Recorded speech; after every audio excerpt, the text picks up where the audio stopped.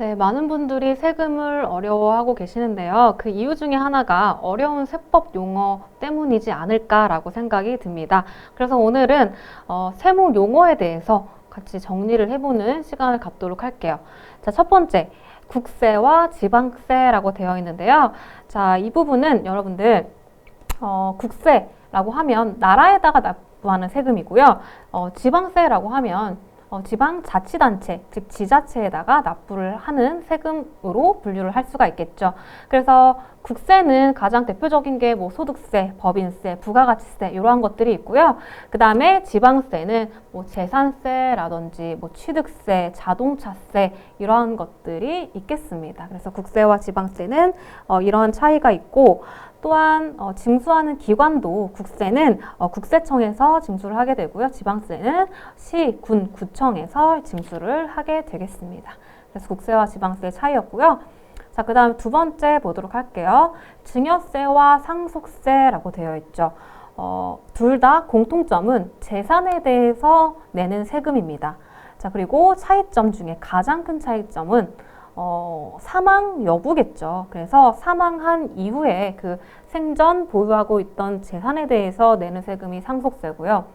그 다음에 사망 이전에 내는 증여에 대해서 내는 세금이 증여세다라고 보시면 됩니다. 그래서 이거에 대해서 조금 더 자세히 보자면, 자, 우리 증여세랑 상속세에서 가장 큰 차이점이, 우리 상속세는 이 상속 재산 있죠. 상속 재산에 이제 여기서 여러 가지 뭐 공제할 거 하고 해서 과세 표준이 나옵니다. 즉 세금 계산의 대상이 되는 금액이 나오고요.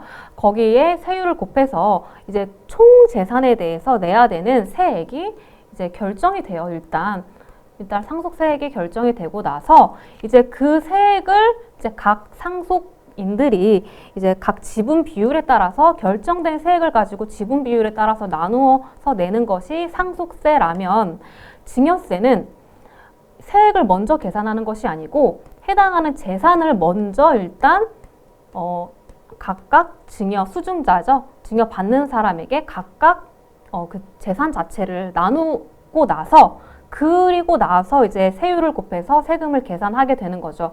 그래서 여기서 가장 큰 차이점은 뭐냐면, 당연히 뭐 상속세와 증여세는 세율이 똑같거든요. 10%에서 50%로 세율을 똑같은데 누진세 개념이다 보니까, 즉 금액이 높을수록 세율이 더 높게 적용이 되다 보니까 금액이 높으면 불리할 수밖에 없거든요. 더 높은 누진세를 적용받기 때문에. 그래서 상속세는 지금 이미 총 재산에 대해서 세금이 매겨지기 때문에 증여세보다는 조금 더 세율을 높은 구간을 적용받을 확률이 많고요.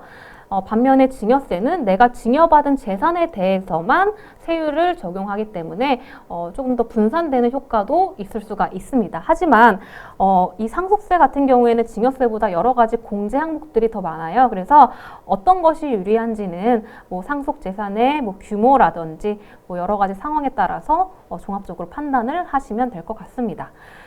자, 그 다음에 가산세와 과태료의 차이도 많이 헷갈려 하시는데요.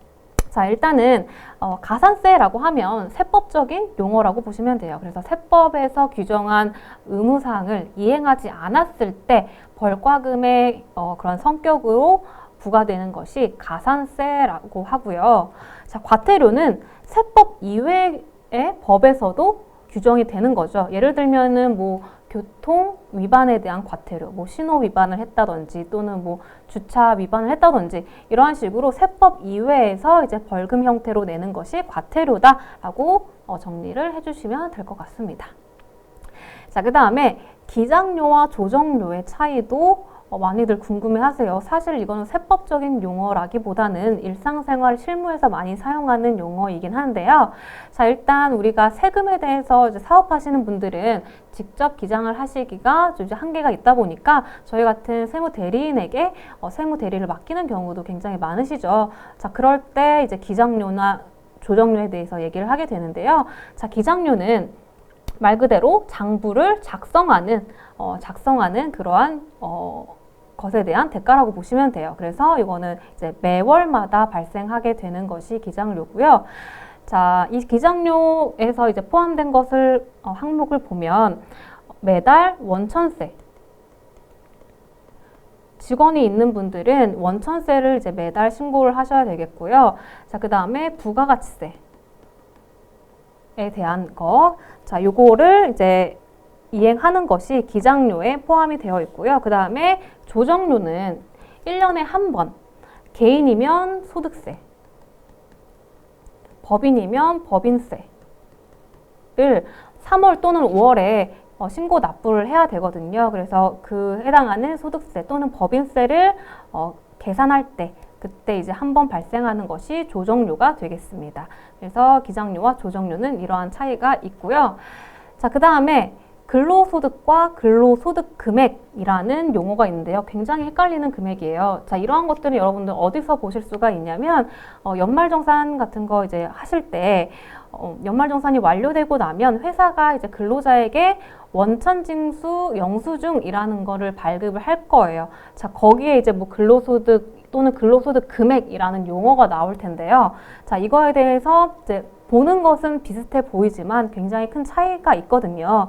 자, 먼저 근로소득이라는 개념은 말 그대로 내가 근로를 대가로 받은 그러한 소득을 근로소득이라고 하겠죠. 자, 명칭은 중요하지 않습니다. 뭐 급여니, 상여니, 뭐 성과급이니 어떤 명칭과는 상관없고요. 내가 근로를 제공했고 그 대가로 뭔가를 받았다. 뭐 현금을 받던, 현물을 받던 어쨌든 근로를 대가로 내가 받은 게 있다라고 하면 근로소득이라는 이 소득으로 분류가 되고요. 자, 그 다음에 근로소득 금액이라는 거는 자, 요거는 이제 우리가 총급여에서 근로소득 공제라는 것을 차감하고 난 나머지를 근로소득 금액이라고 표현을 합니다. 자, 여기서 이제 총급여라는 개념은 뭐냐면요. 우리가 근로를 대가로 받은 어떠한 명목과는 관계없이 받은 것을 총급여라고 하고 여기서 이제 비과세 항목은 제외됩니다. 예를 들어서 식대 여러분들 들어보셨죠? 이제 달마다 10만 원씩 요거는 이제 비과세로 내가 받은 거에서 차감할 수가 있고요. 즉 소득 금액 자체를 줄어들 수가 있고요. 또는 뭐 자가운전 보조금 이러한 비과세 항목을 제외한 것을 기본으로 총급여라고 하고요. 자, 거기에 근로소득 공제라고 해서 비용 성격의 그러한 금액을 일정 금액을 빼줍니다. 자, 그래서 여러 가지 우리가 즉 회사를 출근할 때 뭐 옷도 사야 되고 뭐 신발도 사야 되고 여러 가지 뭐 교통비도 발생하고 비용이 들긴 하지만 그 비용을 개인적으로 이제 다 산정하는 데 한계가 있기 때문에 일괄적인 산식에 의해서 비용으로 인정해주겠다라는 취지라고 보시면 되고요. 자, 이거는 뭐 어떠한 뭐 따로 서류가 필요한 것 없이 근로자라면 누구나 무조건 공제가 가능합니다. 그래서 자동적으로 공제가 되는 항목이라고 보시면 됩니다. 그래서 이러한 비용 개념의 근로소득 공제를 제외한 나머지 금액을 근로소득 금액이라고 표현을 합니다. 그래서 이 근로소득 금액에서 이제 뭐 소득공제니 세액공제니 그 이후로 그렇게 이제 시작이 되는 거죠. 그래서 근로소득과 근로소득 금액 이 차이를 알아봤고요. 그 다음 마지막으로 소득공제와 세액공제의 차이점까지 볼게요.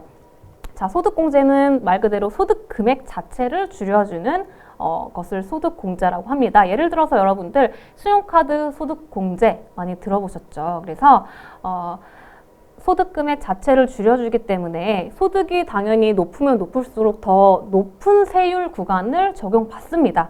그래서 소득 금액을 줄여줘야 더 낮은 세율을 적용받기 때문에 소득공제가 굉장히 중요하고요.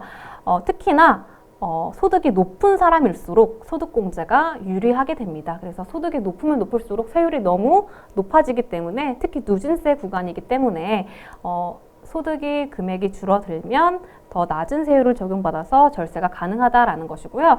그 다음에 세액공제는 세금 자체를 줄여주는 효과가 있다라는 거죠. 그래서 여러 가지 소득공제를 적용하고 나서 그 다음에 이제 세액이 계산이 됐을 텐데 그 세액 자체를 또 한 번 줄여주는 것을 세액공제라고 합니다. 예를 들어서 뭐 자녀 세액공제라든지 또는 월세 세액공제 이런 것들 많이 들어보셨죠? 그래서 이러한 것들이 세액공제에 해당하게 되겠습니다. 자, 그래서 오늘 이렇게 여러 가지 세무 용어들을 비교하면서 한번 알아보는 시간을 가졌습니다. 자, 수고 많으셨고요. 다음 시간에 뵙도록 할게요.